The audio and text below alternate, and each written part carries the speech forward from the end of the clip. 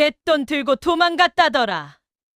10살 소녀였던 제게 동네 사람들이 했던 말입니다. 그날 이후 40년 동안 저는 엄마에게 버림받은 딸이라고 생각하며 살았습니다. 그런데 50대가 되어 받은 요양원 전화 한 통이 제 인생의 모든 진실을 뒤집어 놓았습니다. 엄마는 도망간 게 아니었습니다. 아니, 도망갈 수조차 없었습니다. 땅 속에 묻혀 있었으니까요. 이것은 너무 늦게 진실을 알게 된 한 딸의 이야기입니다. 저는 1972년생입니다. 올해 54살이 되었습니다. 제 인생에서 아버지라는 존재는 한 번도 없었습니다. 사람들은 그저 노름쟁이였다더라. 어디선가 죽었대 같은 말만 했을 뿐입니다. 하지만 저한테는 중요하지 않았습니다. 제 삶의 아버지는 처음부터 존재하지 않았으니까요. 그 시절엔 그런 집이 드물지 않았습니다. 1970년대 가난한 동네에는 아버지 없이 사는 집이 여럿 있었습니다. 엄마는 혼자였습니다. 아이 둘을 데리고 아무도 도와주지 않는 세상에서 하루하루를 버텨냈습니다. 새벽엔 남의 집 청소를 했고, 낮엔 공장에 나갔고, 저녁엔 시장 바닥에서 일했습니다. 집에 들어오는 엄마의 얼굴은 늘 피곤했습니다. 현관문을 열고 들어와 신발을 벗는 소리만으로도 알 수 있었습니다. 오늘 엄마가 얼마나 힘들었는지. 밥을 먹다가도 그냥 멍하니 앉아 계셨습니다. 그러다가 어느 순간 갑자기 화를 내셨습니다. 밥 먹을 때는 밥만 먹어. 왜 자꾸 흘려? 책가방 여기 왜 놨어? 몇 번을 말해야 알아듣니? 목소리가 컸습니다. 말이 거칠었습니다. 어린 마음에도 알았습니다. 엄마가 힘들어한다는 걸. 엄마가 지쳐 있다는 걸. 그래도 제가 10살이 될 때까지는 굶지 않았습니다. 밥이 있었고, 잠잘 곳이 있었고, 학교에 갈 수 있었습니다.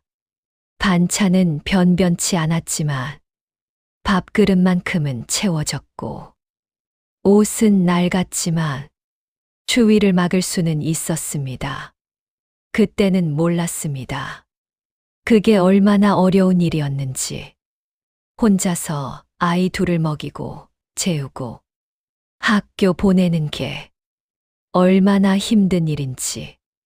그 사실을 저는 훨씬 나중에 제가 엄마가 되고 나서야 알게 되었습니다.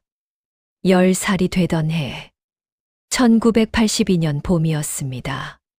그날도 평범한 날이었습니다. 학교를 마치고 집에 돌아왔는데 엄마가 없었습니다. 처음엔 이상하다고 생각하지 않았습니다. 엄마는 늘 늦게 들어오셨으니까요. 하지만 부엌을 보는 순간 뭔가 이상하다는 걸 느꼈습니다.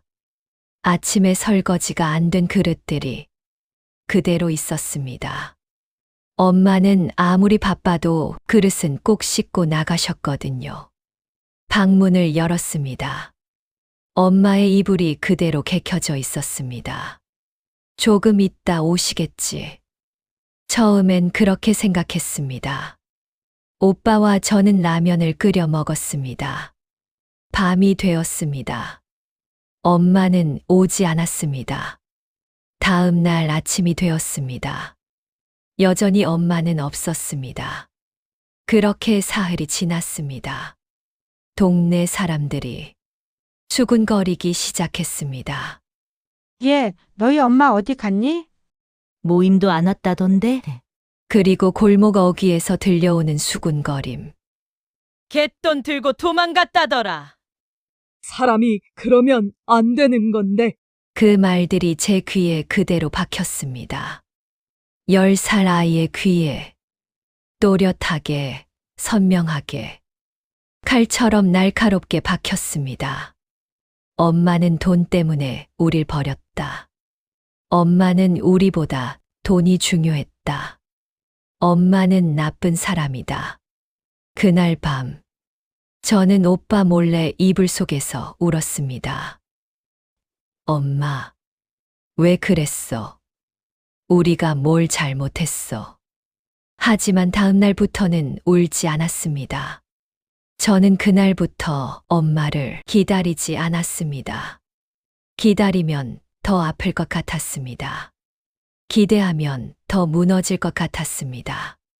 그래서 스스로 마음을 닫았습니다. 10살짜리 아이가 엄마에 대한 마음을 스스로 잠가버렸습니다. 일주일쯤 지났을까요? 할머니가 오셨습니다. 엄마의 어머니, 외할머니였습니다. 할머니는 문을 열자마자 우리를 꼭 안아주셨습니다. 괜찮다. 괜찮아. 할머니가 있잖아. 그 말만 반복하시면서 우리를 안아주셨습니다. 그 품이 얼마나 따뜻했는지 지금도 기억납니다. 할머니는 우리를 당신 집으로 데려가셨습니다. 작은 단칸방이었지만 엄마가 사라진 집보다는 훨씬 따뜻했습니다. 할머니 집에서 보낸 시간은 짧았지만 행복했습니다. 아침마다 할머니가 끓여주신 미역국, 학교 갈 때 챙겨주시던 삶은 계란, 밤에 이불을 덮어주시던 그 거친 손길. 하지만 그 따뜻함도 오래 가지 못했습니다. 할머니가 돌아가신 겁니다. 제가 12살이 되던 해였습니다. 할머니는 뇌졸중으로 쓰러지셨고 일주일을 버티지 못하셨습니다. 장례식장에서 오빠가 제 손을 꽉 잡았습니다. 이제 우린 어디로 가? 오빠의 목소리가 떨렸습니다. 그렇게 우리는 또 한 번 떠밀려야 했습니다. 이번엔 삼촌댁으로. 삼촌댁은 할머니 댁과는 달랐습니다. 집은 컸습니다. 방도 3개나 있었고 거실도 넓었습니다. 하지만 우리가 쓸 수 있는 공간은 작은 다락방 하나뿐이었습니다. 너희 엄마가 한 일을 생각하면 이것도 감지덕지인 줄 알아라.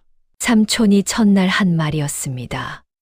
그 집에서 저는 늘 조심스러워야 했습니다. 밥 먹는 속도도, 말하는 목소리도, 화장실 가는 횟수도, 심지어 기침 소리 하나까지도 눈치를 봐야 했습니다. 삼촌댁 아이들이 남긴 반찬은 우리가 먹었습니다. 생선이 나오면 머리와 꼬리, 고기가 나오면 비계 부분이 우리 몫이었습니다. 명절 때 새 옷은 삼촌댁 아이들만 입었습니다. 우리는 그 아이들이 작아져서 못 입는 옷을 물려받았습니다. 그래도 참았습니다. 갈 곳이 없었으니까요. 너네 엄마 닮아서 그렇다. 삼촌댁 식구들이 가장 많이 한 말이었습니다. 제가 밥을 조금만 더 먹으면 엄마 닮아서 욕심이 많다고 했고, 제가 말을 안 하고 있으면 엄마처럼 음흉하다고 했습니다. 웃으면 엄마처럼 뻔뻔하다고 했고, 울면 엄마처럼 약하다고 했습니다. 무엇을 해도 엄마 탓이었습니다. 그 말이 가장 아팠습니다. 엄마를 미워하면서도 동시에 엄마를 욕하는 사람들이 미웠습니다. 오빠는 점점 말이 없어졌습니다. 학교에서 돌아와도 다락방에만 박혀 있었고, 밥도 빨리 먹고 올라갔습니다. 삼촌댁 식구들과 마주치는 게 싫다고 했습니다. 중학교 때는 새벽에 신문 배달을 시작했습니다. 고등학교 때는 주말마다 공사장에서 일했습니다. 돈 모으는 거야. 여기서 나가려고. 오빠가 제게 한 말이었습니다. 그리고 20살이 되자마자 오빠는 정말 짐 하나 들고 집을 나갔습니다. 오빠, 어디 가? 연락은 할 거지?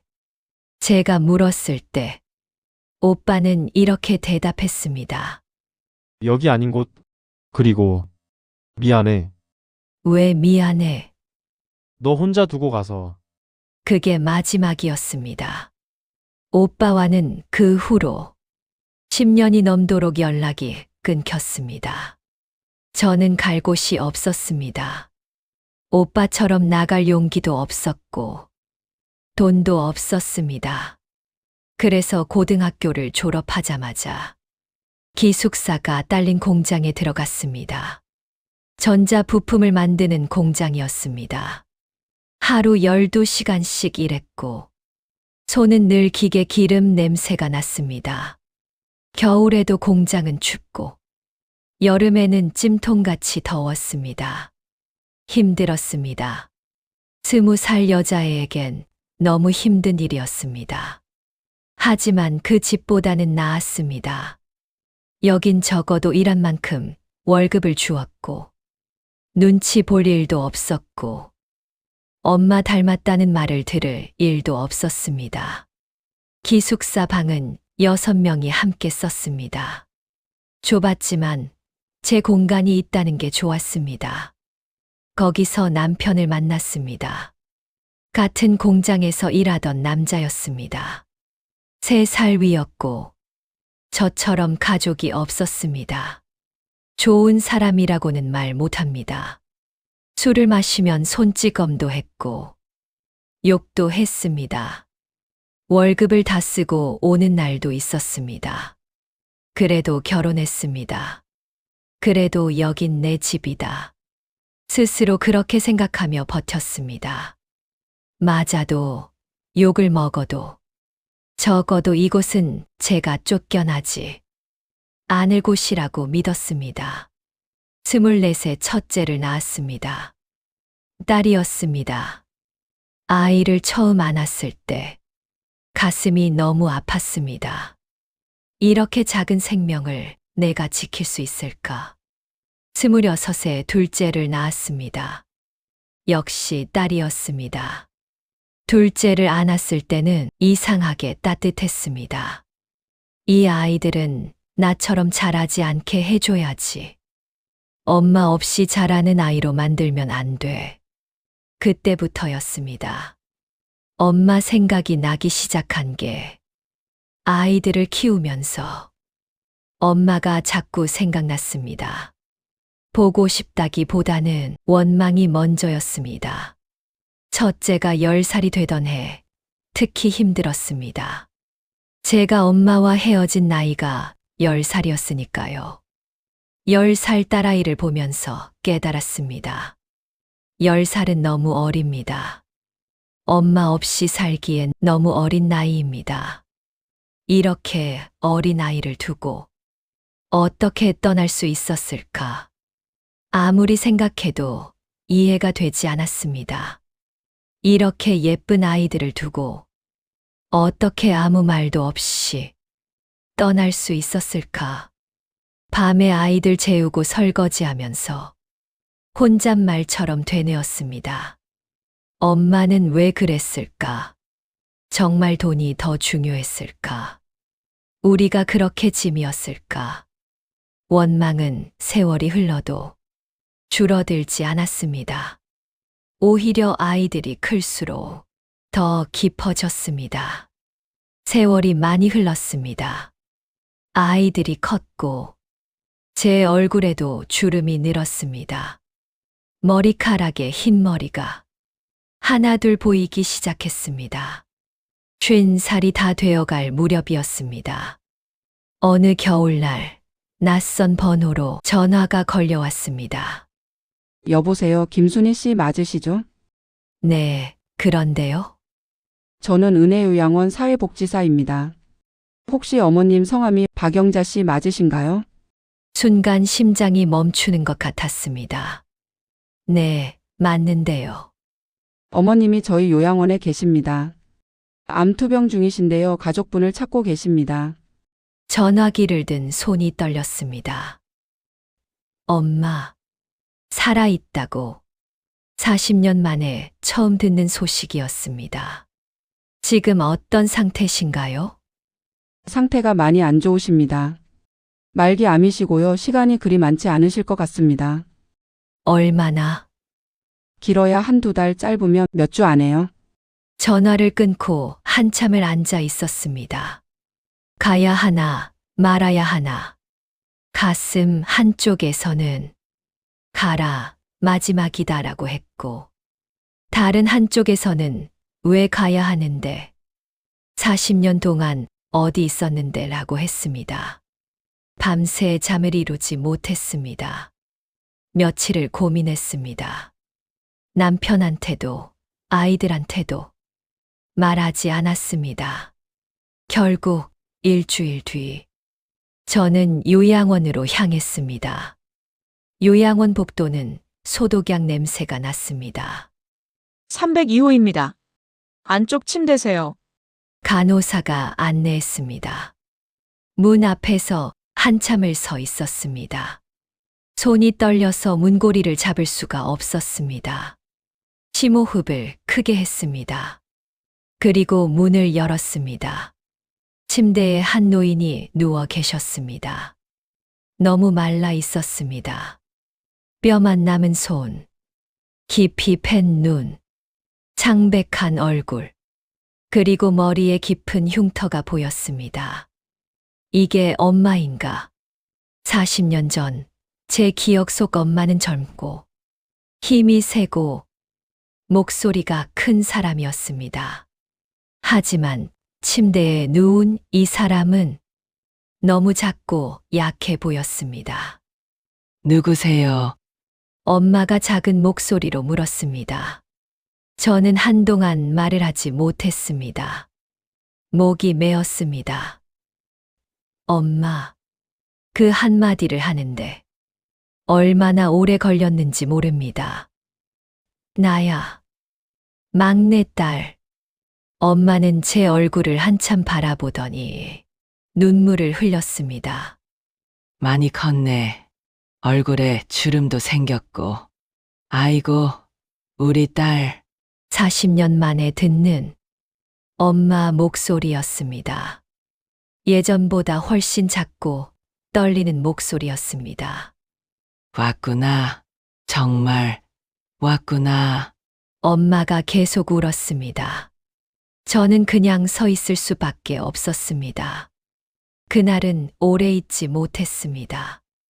무슨 말을 해야 할지, 어떻게 대해야 할지 알 수 없었습니다. 하지만 다음 날, 또 그 다음 날 요양원을 찾았습니다. 조금씩 엄마의 이야기를 들었습니다. 그리고 40년 동안 믿어왔던 모든 것이 무너지기 시작했습니다. 엄마가 얘기 좀 해도 될까? 엄마가 조심스럽게 물었습니다. 저는 고개를 끄덕였습니다. 엄마는 천천히, 때로는 숨을 헐떡이며 이야기를 시작했습니다. 아버지는 죽은 게 아니었습니다.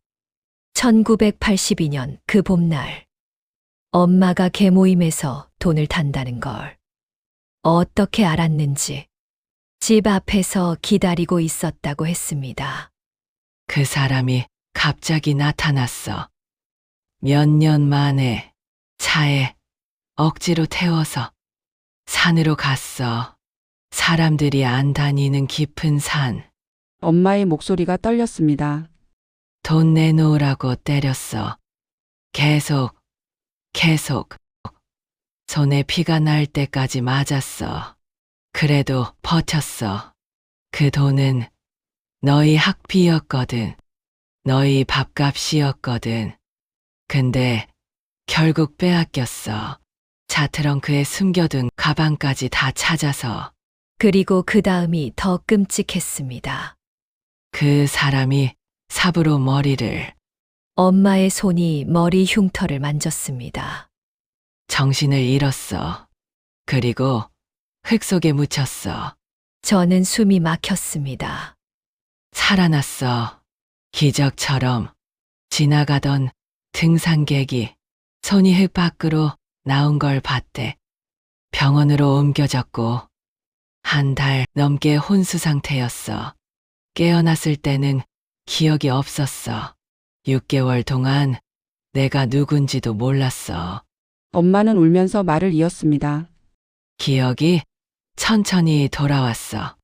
너희 얼굴이 떠올랐어. 너희 이름이 생각났어. 그때부터 미쳤어. 너희를 찾아야 한다고. 데려와야 한다고. 근데 엄마가 고개를 떨궜습니다. 갈 수가 없었어. 막상 너희한테 갈 수가 없었어.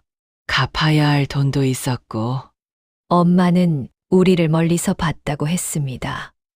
할머니 댁에 있을 때 다음 너머로 봤어. 내가 학교 가는 거. 할머니 장례식장에도 갔었어. 뒤에 숨어서 삼촌댁 갔을 때도 학교 앞에서 기다렸어. 내가 나오는 거 보고 구박받는 거 다 알고 있었어. 숙모가 널 때리는 것도 봤고. 그 말을 듣는 순간 가슴이 무너졌습니다. 제가 소리쳤습니다. 그럼 왜 데려가지 않았어? 왜 그냥 보기만 했어? 나랑 오빠가 얼마나 힘들었는지 알아? 매일 엄마 욕하는 소리 들으면서 살았어. 왜 나타나지 않았어? 왜? 미안해. 너희 데려갈 형편이 안 됐어.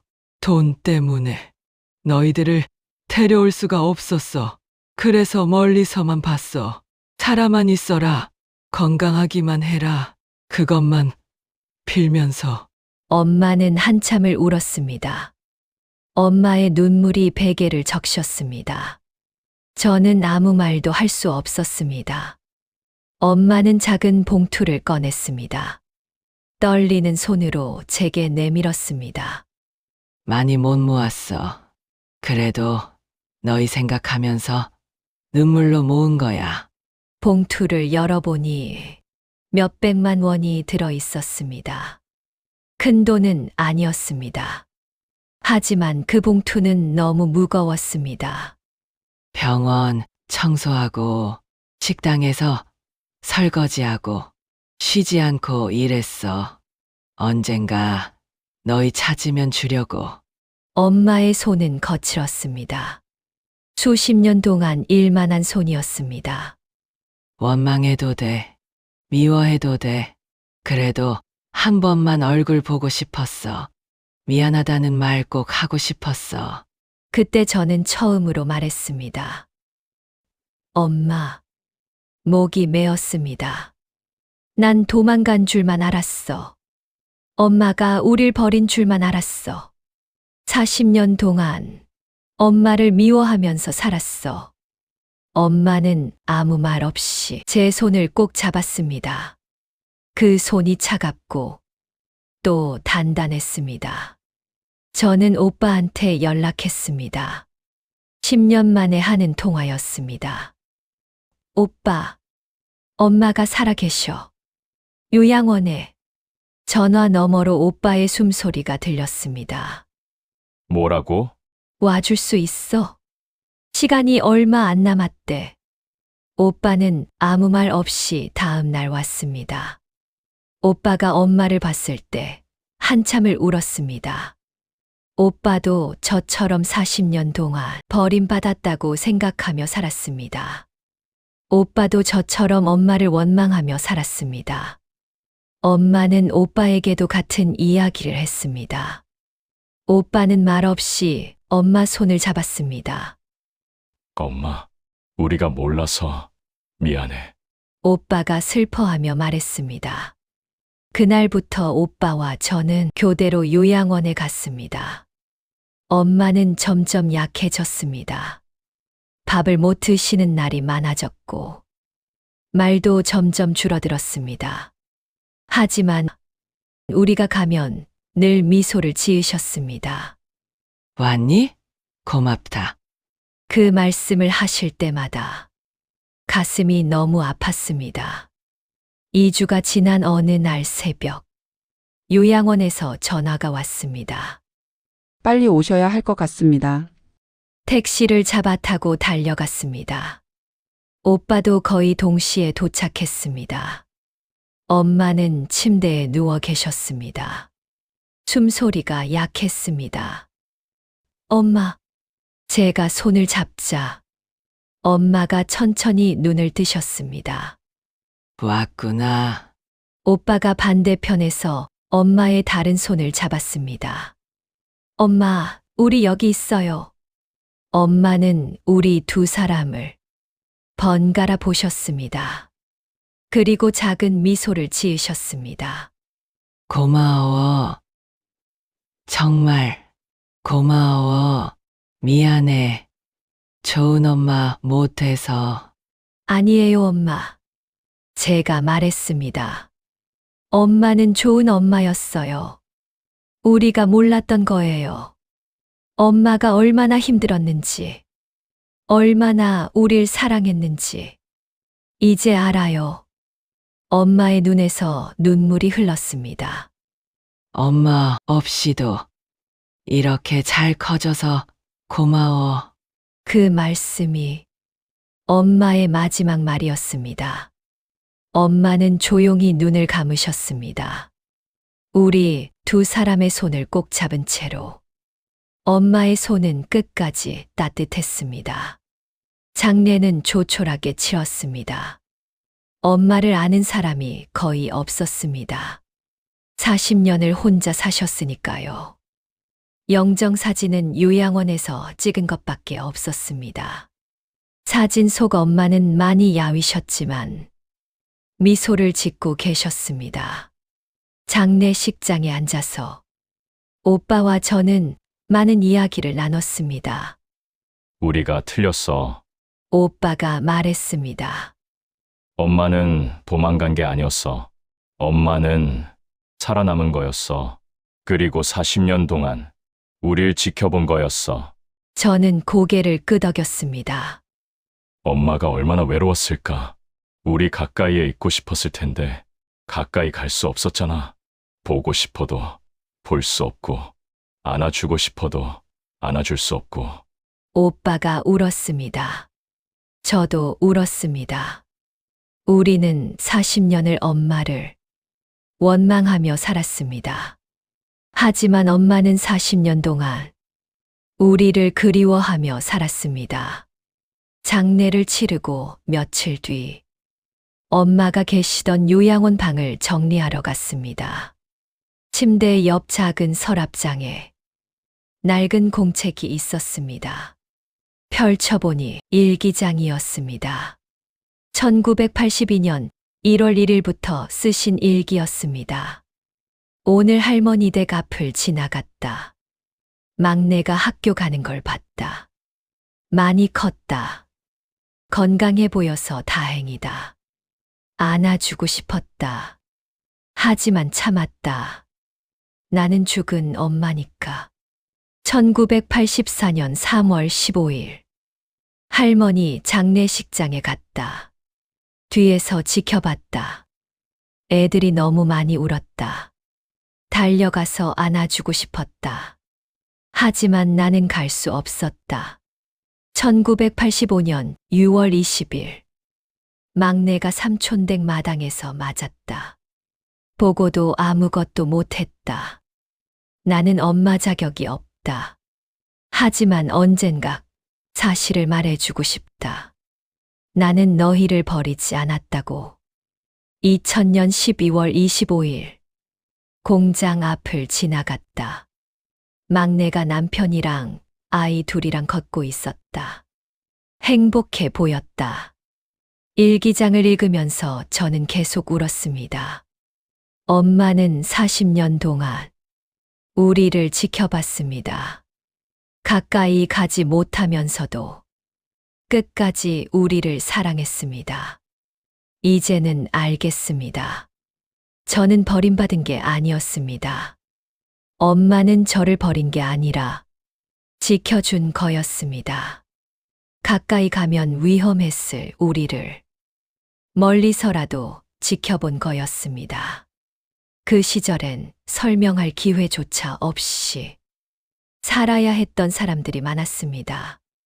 가난하면 변명도 할 수 없었고, 약하면 진실도 말할 수 없었습니다.